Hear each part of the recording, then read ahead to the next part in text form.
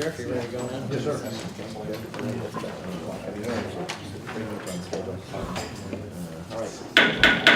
All right, so I am going to call the meeting to order. This is our first attempt at bifurcating the Law Enforcement Academy Board meetings. I actually think that it's going to work well for everybody, so thank you all for being here today. The way that we're doing this sort of precludes everybody that's involved in certification hearings from having to sit here for long periods of time waiting for something to happen, and we can be a little more efficient in dealing with our this part of our board meeting. So thank you all for being here today. The first item on the agenda, call to order. We'll just have everybody introduce themselves, and I actually, even though it's not just the board, but I'll start with Monica. I'll let you guys introduce yourselves. My name is Monica Medrano. I'm with the Law Enforcement Academy. Jack Jones, Director of the Law Enforcement Academy. Chris McCall, Hobbs Police Department, representatives of municipal chiefs. Sergeant Jaime Casado, the Las Cruces Police Department, representing the line officer. Pete Caceres, State Police, representing State Police. Gary King, Attorney General. My name is Nate Korn. I'm representing the citizens. I'm one of the two citizen representatives. Sheriff Rob Kuhn, I'm from Chagas County, Roswell. I represent the sheriffs. Our review first item is item number 16, credentials challenge for board member Patrick Barncastle.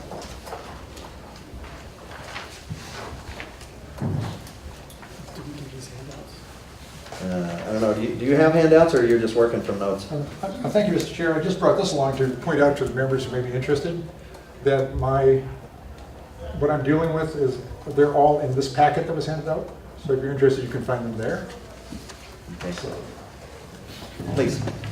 having requested handouts from others, I felt obligated to deliver myself. Yes, I agree. Go ahead, please. Okay, first on the agenda is, and I would definitely appreciate comments on this, and I'm ready to be instructed, is credentials challenge to Mr. Barncastle.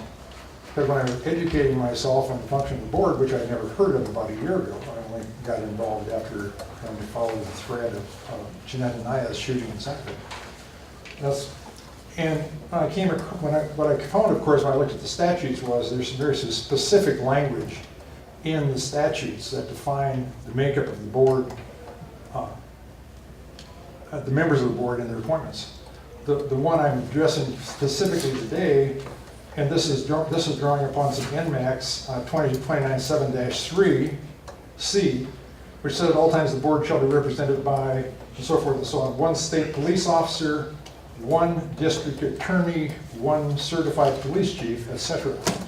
We have a certified police chief, we have a member of the state police, but Mr. Barncastle is not a district attorney.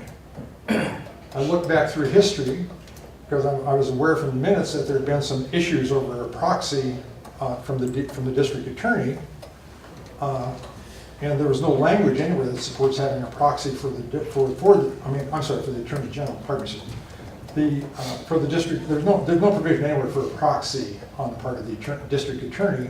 And looking back through the records, I can find no instance where where a proxy was attempted. The district attorney was either present or was just not attending the meeting.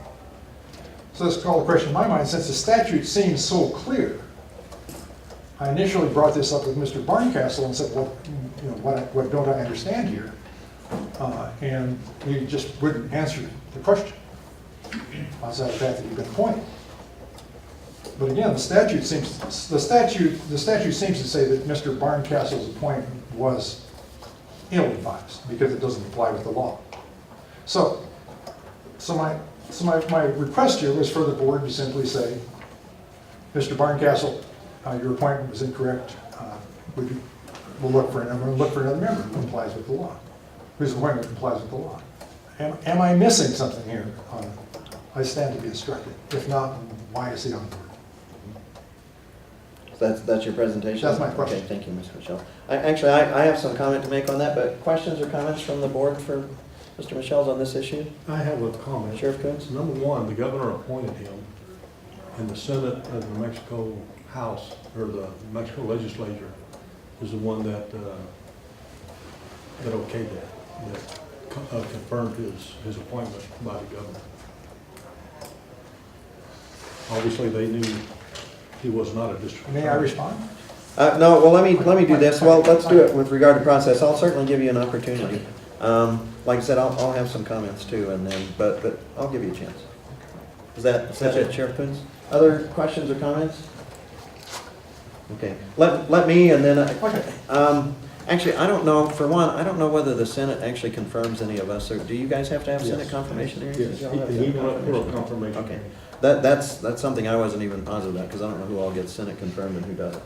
I'm one as a matter of statute, so, Yes. so obviously I don't have to be confirmed.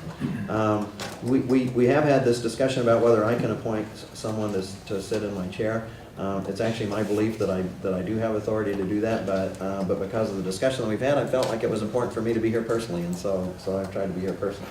Now, with regard to the district attorney, I looked at that issue as well whenever it occurred, because we've always had a district attorney on the commission, and I think that the rule is fairly specific to it.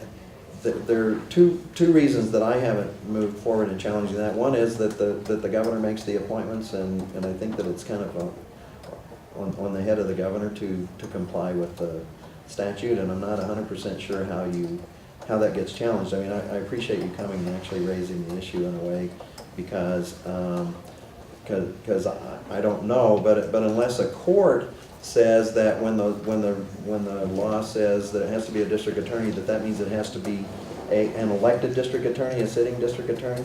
My guess is that the courts would actually find broadly enough that the representative from the district attorneys has to be an employee of a district attorney's office, but maybe not like the district attorney. But it's a good question. I think it's a valid question. So let me just say that I think it's a valid question. The secondary problem that I have is that whereas like the legislature has the authority, and Congress has this authority too, to determine whether they're going to seat a member or not, I doubt that this board has the authority to say, we're just not going to seat you as a member, or we're not going to listen to what you have to say or whatever, because of that. Partly because of what Sheriff Coons said, that if the governor appoints somebody and the Senate confirms them, then I think that there's probably some, that the only way that could be challenged would be in court, not before our body. But I'm willing to do this. I'm willing to ask Rick if he can do a little research to see whether or not this board, or any board for that matter, has authority to determine who, the credentials of somebody to be seated on the board, because that's really your question, is what's our jurisdiction. But by and large, it's been my experience in 30 years of New Mexico politics that the courts have found that the governor has that authority, not the members of the board, to decide whether somebody can sit on the board or not. Whereas legislatures do have that authority. Like, I was a legislator for 12 years, and we actually had authority to expel a member. We actually took a vote to expel a member one time. The vote failed, and so that member continued in the body. But by and large, I'm not aware of that authority extending to boards and commissions in New Mexico. Now, having said that, your turn. Go ahead. Well, thank you. I think it raises a very interesting question. I think the question goes broader than this issue. I have no animosity for Mr. Marquez, obviously. To me, it's a matter of law. And I believe, and it's interesting to me because I believe you are all sworn. I think I've looked at your oaths. You're all sworn to uphold the laws of the state of New Mexico. This is the law of the state of New Mexico, which you are all sworn to uphold. So why are we in a position to say? My assumption about the governor is the governor probably doesn't spend much time on those appointments. They probably staff it out and blah, blah, blah, and there it goes. And I guess the legislature is probably much like the list that was provided earlier today of Director Jones. They read down the list, they approve it. So that the only people that actually, where the rubber hits the road is when it ends up at the board and it doesn't comply with the law. And I'd say at that point, since you're all sworn to uphold the laws of the state of New Mexico, you could rightly question his presence. Mr. Chair, if I may, I mean, I don't appoint people to this board, nor do I'm not involved in that. Nobody is. I think that we should take this information. My suggestion is in the research that is done by your office and forward that to the boards and commissions portion of the office that handles this, and to the Senate, and let them look at that. Could be a viable issue. That's their interpretation. But this isn't something I don't think we can solve. right? It's a matter of law, it's very clear, clearly before us. And I think it's a matter of interpretation, and my interpretation is that Mr. Barncastle can be on the board, but I say we take it to the next level. You do your research, and we move forward with this conversation and send it to, I suppose, the Senate, if they're the ones that do the confirmation, and we also send it to the head of the board's commission, and let them look at it out of the governor's office. That would get you some resolution. I think it's an excellent resolution. Okay, let's move on to the next frankly, one. because I think it needs to be looked at, and that's an excellent. Sure, let's try that. Seriously, I thought about it. I mean, this is not something that passed my notice, because we do have that requirement. Interesting enough, in this case, I think the courts are the arbiters of what the law means and not us, but I think that that's a good way to move forward. Take a look at that. Interesting enough, I had a conversation, not about this specific issue, but with the chair of the Senate Rules Committee the other day, and apparently in a new governor's term, everybody gets another look. And so it might be worth raising it to the chairman of the Senate Rules Committee. On a final point of information, because I was at a hearing 2 days ago, where they were presenting, a bill was being presented by DPS going forward to the next legislature. The language, there is a change in the membership of this board, by the way, or proposed change this time. And the proposed change is that the district attorney line is stricken, and it says an attorney appointed by the district attorney. See that, but the difference is, of course, is that Mr. Barncastle is not an attorney. So again, he wouldn't be eligible for that slide. So, but that language is simply, at this point, a perspective. But that would clean it up. I mean, that would clean it would up. also clean Yeah, it that would up, clean it so. up. All right, well, thank you. I appreciate that, and we'll follow up. Yes. May I Sheriff have one Coons. thing? On my confirmation hearing, it was over an hour. It wasn't rubber stamped or done like we do these.